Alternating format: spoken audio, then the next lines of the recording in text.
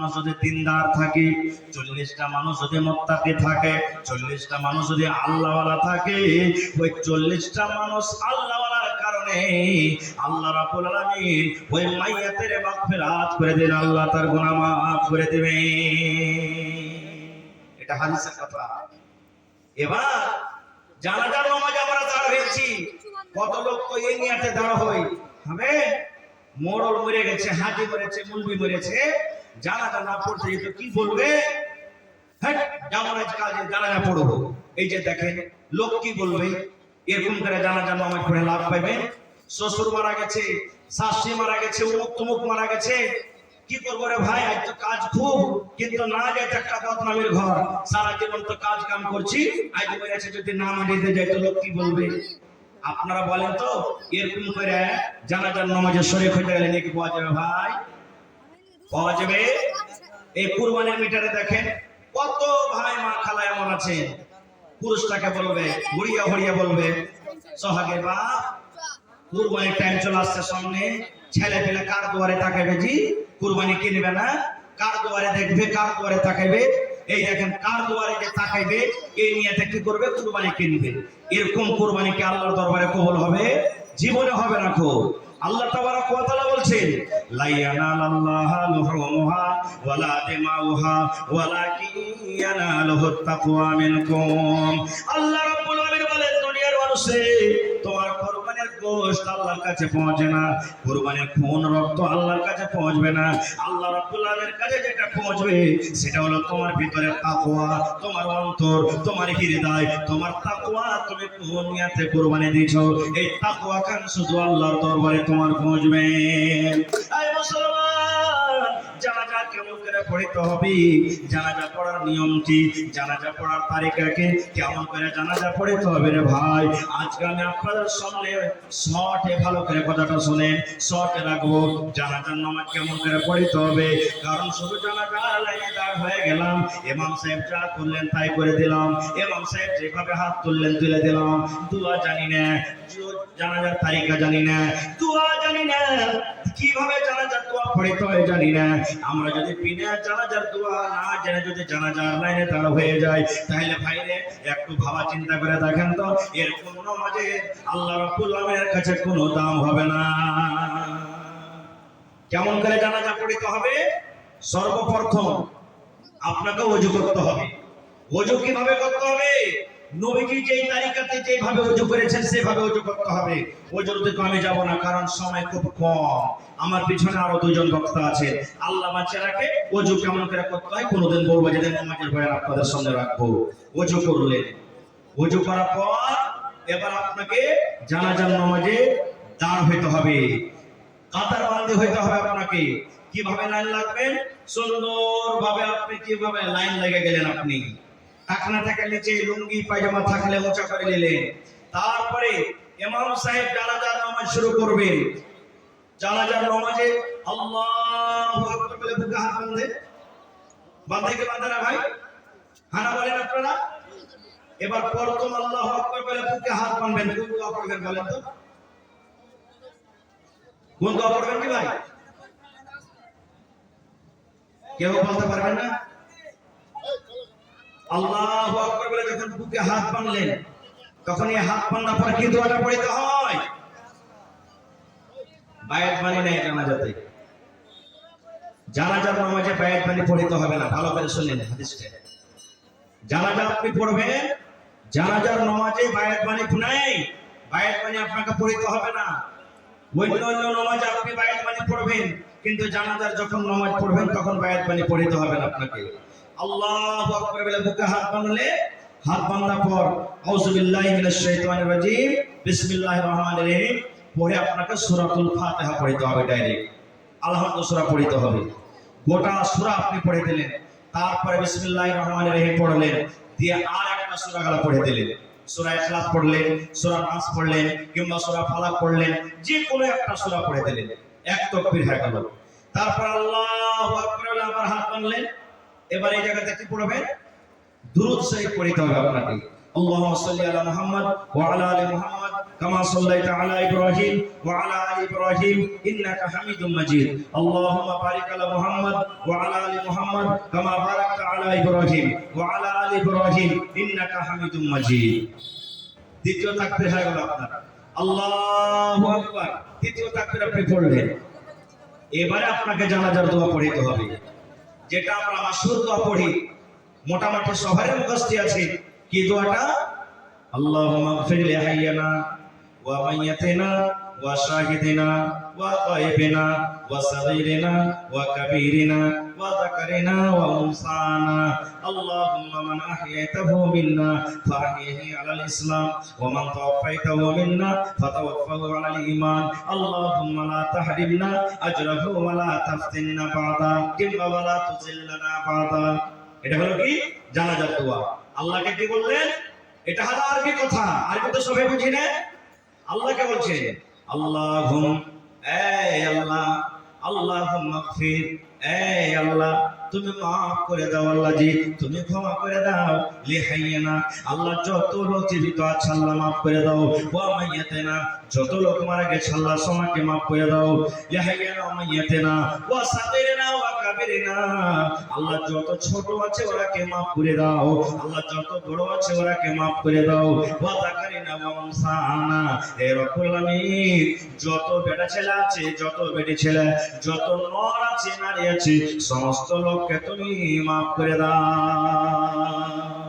কত সুন্দর দোয়া করব কয়টা লোক দোয়াটার মানে জানছি জানার চেষ্টা করি না আমরা 3 নম্বর তাকবীরে জানাজার দোয়া পড়লেন তারপর রাসূল বলেছেন আল্লাহু আকবার বলে তুমি 4 নম্বর তাকবীর পড়ো দিয়ে তখন তুমি সালাম ফিরে দাও আসসালামু আলাইকুম ওয়া রাহমাতুল্লাহ আসসালামু আলাইকুম ওয়া রাহমাতুল্লাহ কিন্তু জীবনে যদি কোনো জায়গাতে জানাজা পড়িতে গেলেন আর কোন জায়গাতে যে কোনো মাওলানা যদি সুযোগ ডাইন দিকে সালাম ফিরে দিলেন আসসালামু আলাইকুম ওয়া রাহমাতুল্লাহ দিয়ে বাম দিকে সালাম ফিরলেন না তাও হয়ে গেল ঝগড়া করিয়ে নিয়ে ওখানে যায় এই সালাম আলবি আর কপালে মনে হয় ফ্যামিলি করেছে হ্যাঁ জীবন ভর দিকে সালাম এলো আর এখন একদিকে সালামকে বাদ দিয়ে দিলেই ঝগড়া করতে হবে না ওটা হাদিসে আছে ওটা হাদিসে আছে এজন্য দুদিকে সালাম ফিরে দিলেন তাও আলহামদুলিল্লাহ এবার একদিকে যদি কেউ সালাম ফিরে দেয় তাও চলবে কিন্তু হ্যাঁ যে একদিকে সালাম ফিরবে সবাই তো জানে না মাসলাটা ইমাম সাহেবের উচিত যে সব লোকেরাকে বলতে হবে ভাই একদিকে সালাম ফেলা হবে নাতে একদিকে মুখ ঘুরিয়ে থেকে দিলে আর খাটলে কবরস্থান পর্যন্ত চলে যাবে ওরা ইন্তজার করবে হবে আর একদিকে সালাম ফেরে না ব্যাপারটা কি এরকম হয়েছে মেলা জায়গাতে ঝগড়া হয়েছে তো মাহফিলে যায় এবারে জানাজার নামাজ পড়া হয়ে গেল এবারে কবরস্থানে যাবেন কবরস্থানে যখন গেলেন তখন কি দোয়া পড়বে কি দোয়া পড়বো আমাদের দোয়া কি জানে ভুট্টা কোন গলা ভুট্টা লাগালছে রে 35-20 লাগালছে নাকি ভুট্টা ওরে আল্লাহ ইয়ার যাকে গরম ধানের বীজটা কত মোটা মোটা হয়ে গেছে হ্যাঁ কোন খাতিয়েছে এই দেখেন আর একদম তো জায়গা রাত 12টা দেশে খাচ্ছি গেছে এগুলা হলো আমার দোয়া এরে মুসলমান আল্লাহর নবী বলেছেন যাকে তুমি উদ্ধার করতে গেছো সারা জীবনের মতো তুমি যাকে বিদায় করতে গেছো আর তোমার জীবনে দেখা হবে না সারা জীবনের মতো তাকে বিদায় করতে গেছো রে তাকে তুমি উদ্ধার করতে গেছো এই জন্য দুনিয়ার তুমি গল্প না করে তার বকশিশের জন্য তুমি দোয়া করো আল্লাহুম্মা গফির লাহু ওয়ারহামহু ওয়াসাব্বিতহু আলাল ঈমান আল্লাহুম্মা গফির লাহু ওয়ারহামহু ওয়াসাব্বিতহু আলাল ঈমান আয় আল্লাহ তার জীবনের গুনাহ মাফ করে দাও আল্লাহ জীবনে জানা অজানা সাগীরা কাবীরা আল্লাহ যে জীবনে কোনো গুনাহ হয়ে থাকে তুমি মাফ করে দাও ওয়ারহামহু আল্লাহ তারপরে তুমি রহম করো আল্লাহ তারপরে তুমি দয়া করো আল্লাহ তারপরে তুমি রহম করো এবং আল্লাহ ঈমানের উপরে তাকে তুমি সাবিত কদমে রাখো আল্লাহ ঈমানের উপরে তাকে তুমি সাবিত কদমে রাখো আল্লাহ এবারে আমরা মাটি দিতে যাই এই দোয়াগুলা কিন্তু পড়ি না ভাই দুনিয়ার গল্প করি কবরস্থানে যখন যাবেন তখন এই মজলিসের মধ্যে যতটি লোক আছে যদি আমি বলে দিই ভাই কবরস্থানে যখন যাবেন তো কি সালাম দিবে কহেন তো কয়টা লোক পাবো সালাম দিতে এমনি গেরাম দিয়ে হাঁটবো তো মুখ ভারী করে হাঁটবো লাগে পরটি বিস্কুট মুখে ভরা আছে সালাম দিনে কাউকে রাসূলের হাদিস এক মুসলমান আরেক মুসলমানের উপরে 7টা হক কোন হাদিসে 6টা আছে, তার মধ্যে একটা হলো কি ইজা লাকিতাহু ফাসাল্লিম আলাইহি, যখন কোন মুসলমানের সাথে দেখা হবে প্রথমে সালাম করো। সালাম দিন আমরা গুনাহ মনে করি, কোন ভাইকে যদি সালাম দেন তো হাসবে, হ্যাঁ হ্যাঁ করে ক্যাপাটিন করে এই সালাম দিয়ে দিলাম, আমাকে সালামই বুঝে না। ভাই কবরস্থানে যাবেন সালাম দিতে হবে। আল্লাহ রাসূল বলেছেন ওখানে তোমার মা সীতা আছে, ওখানে তোমার আব্বা সাথে আছে, ওখানে তোমার গ্রামের লোক সীতা আছে, ওখানে তোমার গ্রামের আত্মীয়রা সীতা আছে। আল্লাহ রাসূল বলেছেন উম্মত রে, যখন তুমি কবরস্থানে যাইবা ওখানে গ্রাম আছে, ওখানে মাইয়াতে গ্রাম আছে, ওরাকে তুমি সালাম দাও, সালাম দাও, সালাম দাও। কারণ তুমি সালাম দিবে আর ওরা যে জবাব দিবে ওদের জবাব তুমি শুনতে পাবে না। কিন্তু নবী বলেছেন ওদেরকে তুমি সালাম দাও, ওরাকে তুমি সালাম দাও। আসসালামু আলাইকুম আহলা দিয়ারি মিনাল মুমিনিনা ওয়াল মুসলিমিন ওয়া ইন্না ইনশাআল্লাহু বিকুম লালাহিকুন নাসালুল্লাহ লানা ওয়া লাকুমুল আফিয়া। এটা কবরস্থানে যখন যাবেন তখন দোয়াটা পড়বেন। কবরস্থানে যাওয়ার পর আমাদের গল্প এটা থেকে যাওয়া এই সুলেমান মানের কমিটি রে, এটা লাগে আব্দুল্লাহর একটা ভাই কবর, এটা মানে সব কবর চিনাচিনি হবে, কিন্তু ভাইয়ের মুখ দিয়ে যে কথাটা বাহির করছে ওর লাগে একটু মাগফিরাতের দোয়া তো করেন।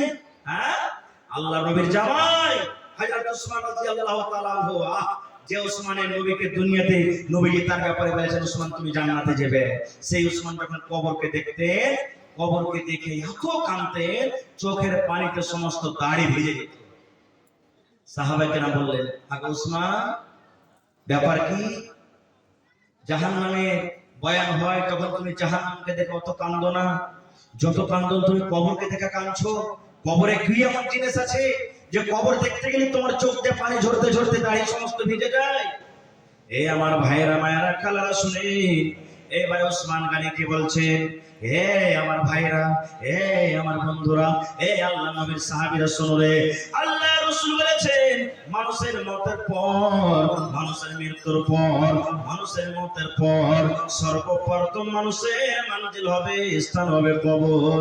কবরে মানুষকে প্রশ্ন করা হবে, কবরে মানুষকে তিনখানা সওয়াল করা হবে। যে কবরের পরীক্ষাটা পাস করে যাবে নবী বলেছেন কিয়ামতের সমস্ত জায়গাতে পাস করে যাবে, আর যারা কবরের পরীক্ষাটা ফেল করে যাবে নবী বলেছেন কিয়ামতের কোন জায়গাতে তারা পার করতে পারবে না।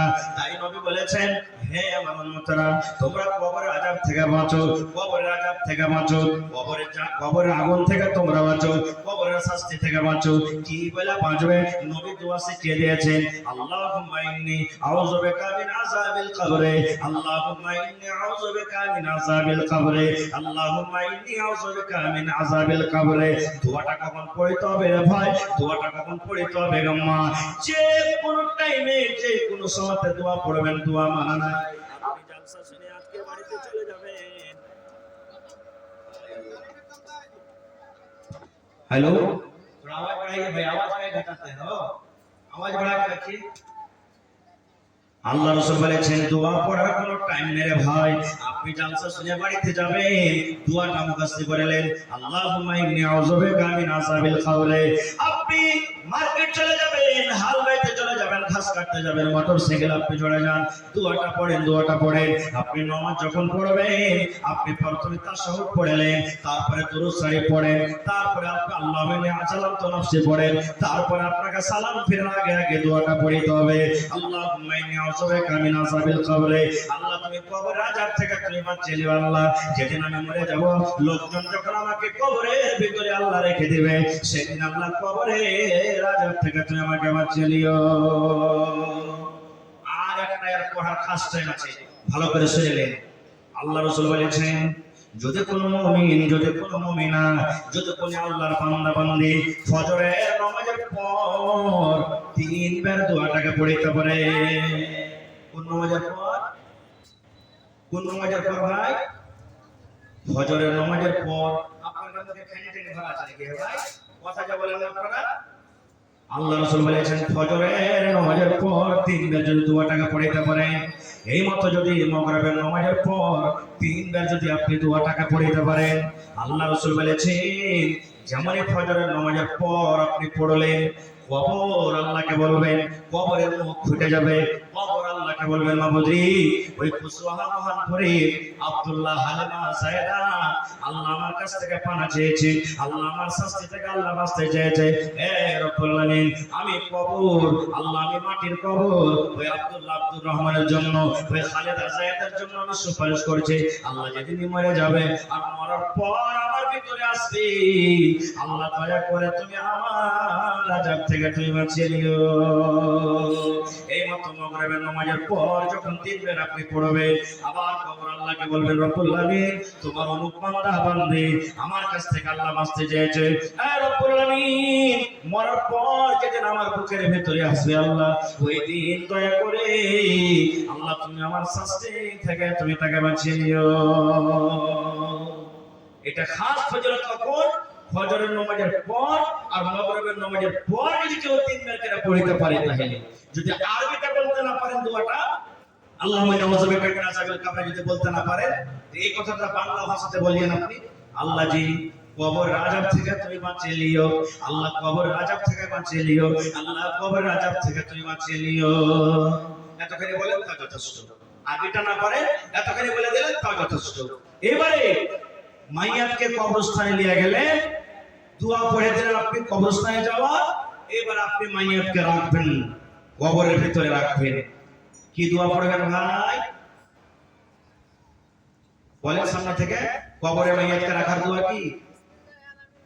জি বিসমিল্লাহি ওয়া আলা মিল্লাতি রাসূলিল্লাহি সাল্লাল্লাহু আলাইহি ওয়াসাল্লাম।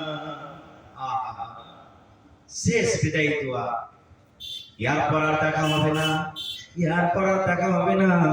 দেখা যদি হয় কিয়ামতের দিন হবে, আর দেখা হবে না রে, আর দেখা হবে না। আয় বন্ধু সেদিন মা কাম দিবে না, বেটা কাম দিবে না, বেটি কাম দিবে না, ছেলে মেয়ে দুনিয়ার কেউ কাম দিবে না। এই দোয়াটা পড়া পর এই কথাটা বলবে কাহা আহবাবনে দফন के वक्त अब हम वहाँ का हाल क्या जाने लिहाज तक आपकी तासीम कर दी आगे आपके अमाल जाने कहा अहबाबने दफन के वक्त अब हम वहाँ का हाल क्या जाने कब्र तक आपकी तासीम कर दी आगे आपके अमाल जाने। কবরে রেখে দিলে এই সময়তে একটা ভাইরা দোয়া পড়েন আপনার এলাকাতে আছে না নাই? যখন মাইয়াতটাকে চলে দোয়া পড়ো রে আছে, এটা আছে দোয়া পড়ো রে, এই দোয়া পড়ো যে এলান করতে হবে না। যারা যারা দেখলে আঞ্জর পাঞ্জরে আছে, যারা দেখলে ওরা নিজের মনে পড়বে দোয়া পড়াও যে এটা বলতে হবে না। তাকে রেখে দিলেন, এবার তাকে মাটি দিতে হবে। মাটি দেওয়া দোয়া কি ভাই? মাটি দেওয়া দোয়া কি এবং মাটি দেওয়ার তালিকাটা কি আপনার এলাকাতে আছে কি নাই? যেমনি মাইয়াতটাকে জানাজা পড়া হইল তেমনি মাটি দিবার লাগা মানুষ এত পাগল হয়ে থাকে যে কবরের পাঞ্জরে গোল হয়ে খাড়িয়ে যায়। আর যেমনি মাটি দেওয়া চালু করে ধাক্কাম ধুকি মনে হয় ওলিমে পড়াইতে শুরু করতে। আগতে বিয়া সাজে হয়তো আপনার শুরু শুনতে লাগতো না? মানুষ যখন বেঁচে থাকতো মরল রাখি চকলেট কিনে কিনে ছিটিয়ে দিত, যা পুরা কথা মনে কত লুলু পুত্রিকা মানুষ পড়াইতো লাগছে ওই ফরিয়াদ নিতে গেছে মানে মাটি পড়ে যায়। এরকম আছে ভিড় লাগা কবরস্থানে যায় আমি আগে দেবো এরকম ভিড় লাগে না রে ভাই না। কেন করবেন এরকম ভাই? নেকি নিতে গেছেন না আপনি জি। আল্লাহ রাসূল বলেছেন যারা মাটি দিলে, যারা প্রথমে জানাজা পড়লে তারা এক কিরাত নেকি পেলে, আর যারা মাটি দিলে ওরা এক কিরাত পেলে। যে মাটিও দিলে জানাজাও পড়লে দু কিরাত নেকি পেলে, আর দু কিরাত হলো মিসলে উহুদ পাহাড় বলা হয়েছে। দু উহুদ পাহাড়ের সমান নেকি পেলেন আপনি, সুবহানাল্লাহ। তো ওই জায়গাতে যদি লুলু হতে করেন আপনি পাইবেন? জীবনে পাইবেন না। আপনি মাটি দেবেন কেন করে? মাটি দেওয়া দোয়া নাই, যেটা একটা দোয়া মানুষের পড়ে এটা সহিহ হাদিস থেকে নাই প্রমাণিত। মাটি দেওয়া দোয়া হলো শুধু বিসমিল্লাহ বলে আপনি 3 খাবল মাটি দিয়ে দেন। প্রথমে মাটি দিবেন মাথার সামনে, দ্বিতীয় খাবল দিবেন মাঝখানে, তৃতীয় খাবল দিবেন পার দিকে। ধরেন কবর এটা মাইয়ার সিটা আছে, প্রথমে মাথার দিকে এক খাবল দিয়ে দিলেন, ফের হাঁটতে হাঁটতে আর খাবল দিয়ে দিলেন, ফের হাঁটতে হাঁটতে পায়ের দিকে এক খাবল দিয়ে দিলেন। আর हमारे থেকে কি করবো জানেন, হুড়াহুড়ির কারণে এই লেলো এই চালিয়ে দেবো, এই লেলো এই চালিয়ে দেবো, এই লেলো এই চালিয়ে দেবো। না, এটা মাটি দেওয়ার তালিকা নয়। কেন এরকম করবেন আপনি মাটি দিতে? মাটি দেওয়া জরুরি নয়। ৫,০০০ মানুষের একটা মাইয়াতে আছে, একটা জানাজাতে আছে, ৫,০০০ মানুষের কি দরকার আছে মাটি দেওয়া? কবর তো এক বালিশ থেকে উঁচা করতে হবে না খুব। এবার আপনি ৫,০০০ মানুষ যদি মাটি দিতে যায় তো এক কোমর মাটি কবর উঁচাইয়ে দিবে। ওই সময়তে কি করতে হবে? যতটি লোকের দরকার আছে মাটি দেওয়ার অতটি লোকই মাটি দিবে। বাকি লোক যারা মাটি দিতে পারলে না মনে করিয়েন না যে নাকি আমার হলো না। এখন তো ভাই মাটি দিচ্ছে বাড়ির দিকে ফুর, মাটি দিচ্ছে বাড়ির দিকে ফুর, মাটি দিচ্ছে বাড়ির দিকে ফুর, পাখির মতো লড়ে চলিচ্ছে। কে আপনাকে বলেছে যে মাটি দিয়ে ফৌরান চলে যেতে হবে বাড়ি? মাটি দেওয়ার পর বাড়ি পালাইতে হবে না। ওই মাইয়াতের লেগে আপনাকে মাগফিরাতের দোয়া করতে হবে। হ্যাঁ, কোনো মানুষের দরকার আছে, পেশাব পায়খানা লেগেছে, চলে গেল, আলাদা কথা। আপনি উদ্ধার করতে গেছেন না তাকে, জি উদ্ধার করেন, ভালো করে উদ্ধার করেন। যতক্ষণ পর্যন্ত কাফন দাফন পুরা কমপ্লিট না হয়ে যাবে ততক্ষণ পর্যন্ত আপনি বাড়ি আসবেন না। এটা হলো সুন্নাত তরিকা, এটাই হলো আসল। আর একটা মানুষ দোয়া ধরে গেছে, মুলবিরা তো দোয়া উঠিয়ে দিয়েছে, তারপর কবরস্থানে থেকে কি করবো? ওই যে দোয়া মুলবিরা উঠায়নি, হাত তুলে দোয়াটা মুলবিরা উঠালছে, কিন্তু যেটা ওয়াজিব দোয়া, আল্লাহুম্মা গফির লাহু ওয়ারহামহু ওয়া সাব্বিতহু আলাল ঈমান, ওই দোয়াটা আপনাকে পড়তে হবে। আর যদি না পড়েন তো নিজের ভাষাতে কহেন, আল্লাহ এই লোকটা যে মরেছে নরক কিংবা নারী হোক, আল্লাহ জি এর জীবনের গুনাহ থেকে আল্লাহ মাফ করো। আল্লাহ আল্লাহ কবরে যে হিসাব হবে, আল্লাহ কবরের হিসাবটা তুমি আল্লাহ আসান করো। আল্লাহ ঈমানের উপরে তাকে তুমি কায়েম রাখো। নিজের ভাষাতে বাংলাতে কোনভাবে আপনি দোয়া করেন। আর মাটি দিলেন আর উড়ে গেলেন, মাটি দিলেন উড়ে গেলেন, এটা সুন্নাত তরিকা নয়, এটা হলো সুন্নাতের খেলাফ।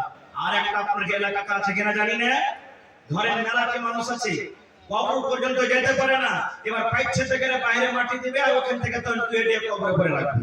এরকম হয় মেলা জায়গাতে হয়, হয় কি হয় না? এটাও সহি।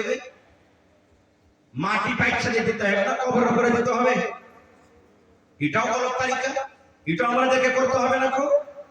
ভাই আমার, এই সমস্ত জিনিস আমাদেরকে বুঝতে হবে, শিখতে হবে। কখন শিখবো রে ভাই? এগুলো তো আমাদের শিখার টাইমই নেই, শিখার সময় নেই। দুনিয়াদারিতে আমরা আগে আছি। আজ বলেন আপনার বেটা ইঞ্জিনিয়ার হবে, আপনার বেটা ডাক্তার হবে, আপনার বেটা মাস্টার হবে, আপনার বেটা মৌলানা হবে, আপনার বেটা অমুক পাইলট হবে, টিউশনের দরকার আছে না নেই? হানা বলে টিউশনের দরকার আছে না নেই? একটা মুখের কথা বল, টিউশনের দরকার আছে না নেই?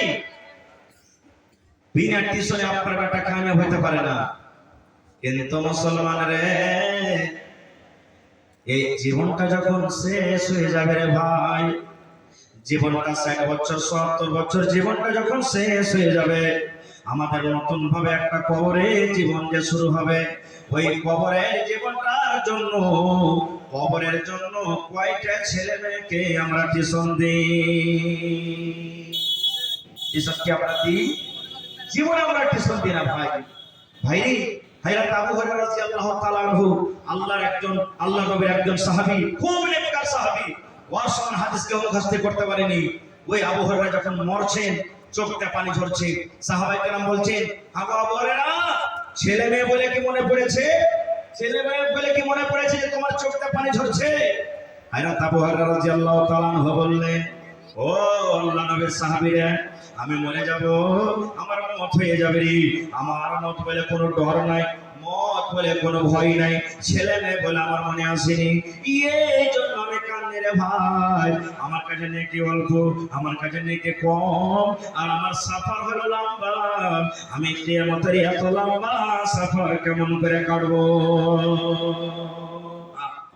যে সাহাবীকে জান্নাতে সার্টিফিকেট দেওয়া হয়েছে দুনিয়াতে, সেই সাহাবী মরার টাইমে কাঁদছে আর বলছেন, বেটা রে, আমার সফর হলো লম্বা, নেকি হলো কম, কেমন করে এত বড় সফরটা আমি কাটবো?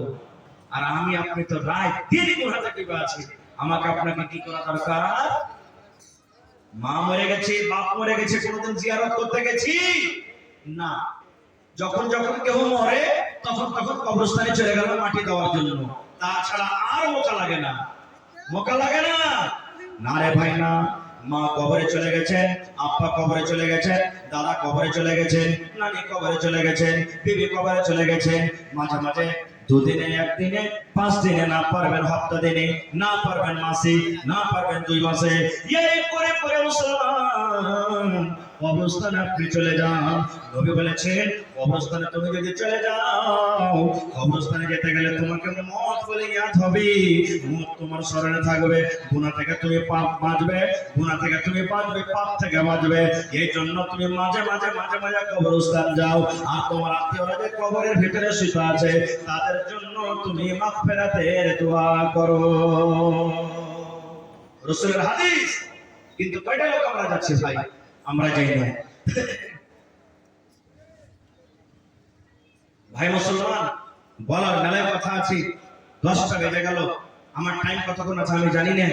এবার আরো একটা কথা থাকলো এখানে, কবরে রাখার পর এবার কবরে তার সাথে কি হবে, কি সওয়াল করা হবে, কিভাবে জবাবটা দিবে, জবাবটা দিতে পারলে তার ব্যাপারে কি হবে তার সাথে, এটাও কিন্তু একটা খুব বড় পয়েন্ট আর খুব বড় কথা। আজকে আমাদের পরীক্ষা যখন হয়, ম্যাট্রিকের পরীক্ষা, ইন্টারের পরীক্ষা বা বিভিন্ন রকমের যখন পরীক্ষা হয়, কোশ্চেন কিন্তু গুপ্ত থাকে, সওয়াল যেগুলো থাকে লুকিয়ে থাকে, যেদিন পরীক্ষা দেব সেদিন খুলবে, আর তার আমরা উত্তর কিন্তু লিখি। কিন্তু মুসলমান 1400 বছর আগে কবরে 3টা সওয়াল হবে, ওই 3টা সওয়াল 1400 বছর আগে উঠে গেছে, সওয়াল আউট, জবাব উঠে গেছে। কয়টা লোক জানি সওয়াল 3টে, আর কয়টা লোক জানি যে জবাব কি হবে? কয়টা লোক জানি? জানি না আমরা। ভাই আল্লাহ বাচ্চা রাখে, ইনশাআল্লাহ আবার এই বিষয়ে কোনোদিন আলোচনা করব। তবে আমার পিছনে আরো 2 জন বক্তা আছে ভাই। তবে আমি আপনাদেরকে এতক্ষণ দিলাম, এবং আল্লাহ তাবারাক ওয়া তাআলার ইবাদতের জন্য ঈদগাহের একটা জালসা, নাকি ঈদগাহ জালসা না? ঈদগাহের জালসা, ঈদগাহ আমাদেরকে বানাতে হবে। আল্লাহর নবীর জামানাতে ঈদগাহ ছিল, আর আল্লাহ নবীর জামানাতে যেখানে পুরুষরা নামাজ পড়তে গেছেন ওখানে মহিলারাও নামাজ পড়তে গেছে। আপনাদের এলাকাতে আছে এরকম না? নেই না? মা খালারা মসজিদে নামাজ পড়ে, কোথায় পড়েছে ভাই? ঈদগাহে। আলহামদুলিল্লাহ, এটা খুব খুশির কথা। এই ব্যবস্থা খুব কম সব জায়গাতে, মানে 100টার মধ্যে একটা দুটোই পাওয়া যাবে, 100টার মধ্যে একটা দুটোই পাওয়া যাবে। আল্লাহ নবীর জামানাতে ঈদগাহের ময়দানে মহিলারাও নামাজ পড়তে গেছিলেন। এবার ঈদগাহের মাঠে ওয়াজ হয় কি হয় না? খুতবা নামাজের আগে না পরে? কথা বলেন না যে ভাই? হ্যাঁ, কেউ কইছে আগে, হ্যাঁ নামাজের পরে হয়। খুতবাতে জুমার দিনে নামাজের আগে হয়, আর ঈদের দিনে পরে। এবার নবীর জামানা থেকে মাইক ছিল ভাই, মহিলারা পিছন দিকে আর পুরুষরা কাতার আগা দিকে। নবীজি খুতবা শুরু করলেন, আওয়াজ কিন্তু যাই না। নবীজি বেলালকে বলছেন, বেলাল চলো মহিলাদের কাছে। মহিলাদের পেটকালে চলে গেলেন, লাইনে চলে গেলেন। এবার নবীজি ঈদগাহের মাঠে ওয়াজ শুরু করে দিলেন, কি? ইয়া মাশারান নিসাই তাসাদদাকনা ফাইন্নী উরিদুকুন্না তুসারাহালিন নার। আল্লাহ নবী ওয়াজ শুরু করে দিলেন, ও মহিলার দলেরা, তাসাদদাকনা, তোমরা দান করো, তোমরা সাদকা করো। কেননা আমি নবী জাহান্নাম আমাকে দেখা হয়েছে, আমি জাহান্নাম ঘুরে ঘুরে দেখেছি, আমি জাহান্নামের ভিতরে নজর করলাম, ওই জাহান্নামের ভিতরে শুধু মহিলা আর মহিলা, জাহান্নামের ভিতরে শুধু নারী আর নারী। এই জন্য মহিলারে তোমরা দান করো, সাদকা করো। দান সাদকা করতে গেলে আল্লাহ রাব্বুল আলামিন তোমাদেরকে জাহান্নামের আগুন থেকে বাঁচিয়ে নেবেন। এই কথাটা যখন বলা, মহিলাদের মধ্যে একজন মহিলা প্রশ্ন করে দিলেন, ওয়াবে মাইয়া রাসূলুল্লাহ, আল্লাহ নবী গো, মহিলারা কোন এমন গুনাহ করে, কোন এমন পাপ করে যে পাপের কারণে জাহান্নামের আগুনে দেখেছে? নবী বললেন, মহিলারে তোমাদের দ্বারাতে মাত্র 2টা গুনাহ হয়ে যায়, পাপ হয়ে যায়। সে পাপের কারণে আমি তোমাদেরকে জাহান্নামের আগুনে দেখলাম। 1 নম্বর গুনাহ হলো তুকসুরুল্লাহ আনা, তোমরা বেশি বেশি করে লান করো। আর 2 নম্বর গুনাহ হলো তাকফুনালাশে, নিজের স্বামীর মালের তোরা নাশকরি করো। যতই মহিলাকে খাওয়ার বিধান, একদিন যদি কমে যায়, ই মিনসে ই ভাড়ার বাড়িতে এসে বলে কোনদিন সুখ শান্তি আমি কিন্তু পাই না, নাশকরি করি বসবে। এই কারণে রাসূল বলেছেন তোমাদেরকে জাহান্নামের আগুনে দেখলাম। মহিলা দান করো। জালসা শুনতে যায় মানুষ টাকা নিয়ে যায়, ঈদগাহের ময়দানে নবী বলছেন দান করো। কি দান করবে? এই আমার মায়েরা খালারা শুনেন, হযরত বেলাল বলছেন আমি তলিয়া বিছিয়ে দিলাম, আমি গামছা বিছিয়ে দিলাম, রুমাল বিছিয়ে দিলাম। ওরে সুবহানাল্লাহ, মহিলারা দান করতে লাগলো। যার কাছে টাকা ছিল টাকা দিয়ে দিলেন, যার কাছে টাকা নাই কেউ কানের খুলে দিয়ে দিলেন, কেউ গলার হাত খুলে দিয়ে দিলেন, কেউ নাকমণি খুলে দিয়ে দিলেন, কেউ কানের বালি খুলে দিয়ে দিলেন, কেউ আংটি খুলে দিয়ে দিলেন, কেউ গলার হাত দিয়ে দিলেন, কেউ পার পায়াল দিয়ে দিলেন। যার কাছে যা গহনাগাটি ছিল খুলে খুলে খুলে আল্লাহর নবীর সামনে দান করে দিলেন। তাহলে ঈদগাহ নবীর জামানা তো ছিল, এই হাদিস থেকে আমরা বুঝতে পারলাম। না থাকতে গেলে রাসূল বললেন যে ঈদগাহের মাঠে ওয়াজ করেছেন, এবং নবীজি বলেছেন মহিলা পুরুষরা বলেছে যে পুরুষরা তোমরা যেখানে নামাজ পড়তে যাবে ঈদ বকরাদের তোমাকে বহু বেটেরা নামাজ পড়তে নিয়ে যাও। মা খালারাকে বলা হয়েছে তোমার যদি ওড়নি না থাকে দুপাট্টা, তোমার অন্য বহিনের কাছ থেকে ডাবল আছে ধার করে তুমি নিয়ে যাও নামাজ পড়তে। নবীজি এতখানিও বলেছেন মহিলারে ঈদ বকরাদের সময় থেকে যদি কোনো মহিলার হাইজ মাসিক চালু হয়ে যায়, রাসূল বলেন তুমিও ঈদগাহে যাও। হাইজ মাসিক হয় তুমিও ঈদগাহে যাও। বলবেন হাজি মাওলানা হাইজ মাসিকের হালাতে তো নামাজ মাফ আছে। জি, নামাজ মাফ আছে। রাসূল বলছেন নামাজের টাইম খালি তোমরা কান্নাতে কোনাতে হয়ে যাবে। আর রাসূল বলছেন যখন নামাজ শেষ হয়ে যাবে তখন তোমরা দোয়া দরুদ তাসবিহ তাহলিল জিকির আজকার করো আর ইমাম সাহেবের তোমার খুতবা শোনো। এখানে ঈদগাহের ব্যাপারে আমরা জানতে পারলাম ঈদগাহ কত দামি জিনিস। ভাইরে 1 টাকা দেবেন 1 টাকা নিব। দেখি গত বছরকার মতন আমার ভাই নানা দাদা কেউ এমন আছে ঈদগাহের জন্য 1 কাঠা কিংবা 1 ডিসমিল জমি দান করতে পারবেন? দেখে কোন আল্লাহর বান্দা আছে? এই কুসওয়াহা নাকি কুসহা মোহাম্মদপুরে यूट्यूबर जितने